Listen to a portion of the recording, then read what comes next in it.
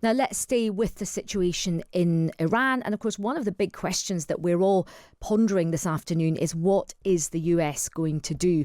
President Trump is reportedly weighing up a series of potential military options, having threatened to strike the Iranian regime should it use lethal force against civilians. But you could argue it is already unleashing force against civilians. We were just hearing there that it's difficult to get accurate reports, but it looks like more than 400 civilians have been killed.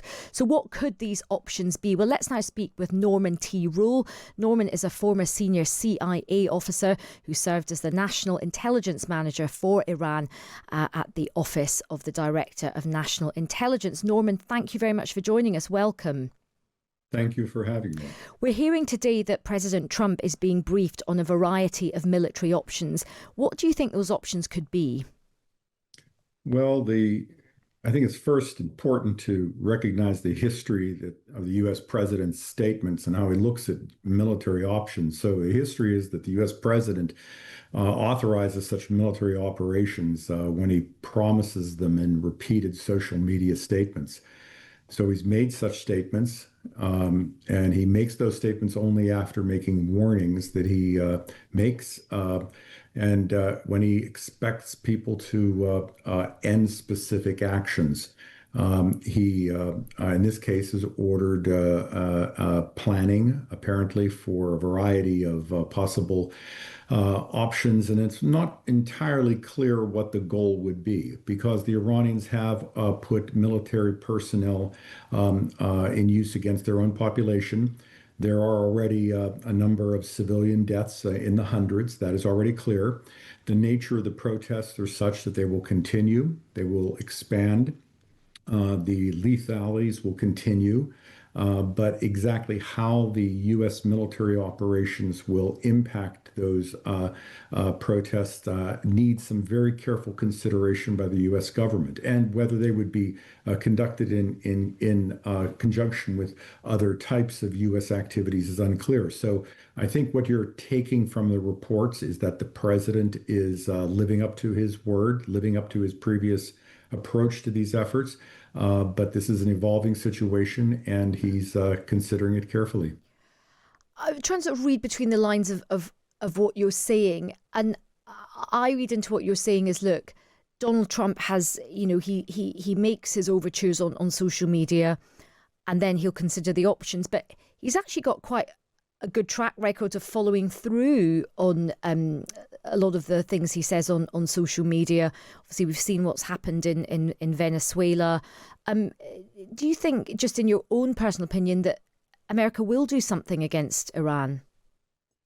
Well, I think it's highly likely, and it's not just Venezuela. I think we should focus on Iran in particular. Yeah. So we can go back to the killing of Qasem Soleimani. Yeah. The United States warned Iran for many months to halt what it believed to be a series of significant terrorist operations.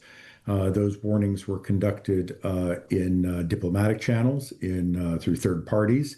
They were conducted in social media.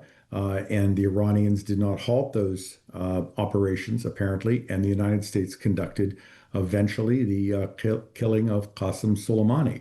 You then have the military operations against Iran's nuclear program that began in June. And again, look how that operation played out. You had a series of diplomatic efforts, public statements, efforts conducted by third-party countries saying, look, the U.S. president is serious. He is attempting a diplomatic effort. Don't waste his time.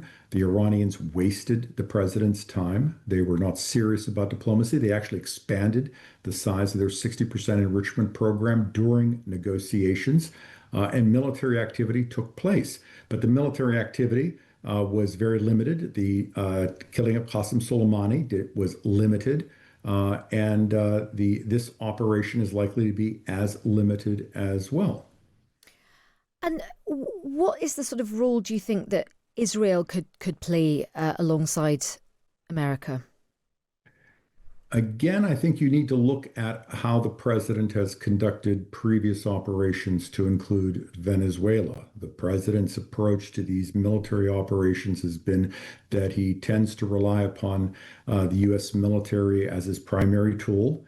Of course, he looks at other partners and allies for their contributions in terms of intelligence or their capacity to assist with ancillary military capacity. But he sees, based upon his history, the United States as capable of conducting these operations without external assistance. And quite a lot of my listeners are messaging in, Norman, about if change happens, what is that change really going to look like? And one of our very expert commentators, Mark Urban, has written in the Times a very interesting column saying these kind of protests rarely lead to meaningful regime change. And he makes the argument that the IRGC would still end up in even if the Ayatollah leaves and some of the key figures leave and the IRGC kind of turn against those specific individuals, they essentially would still be in charge. So there might not be that much of a change. What do you feel about that?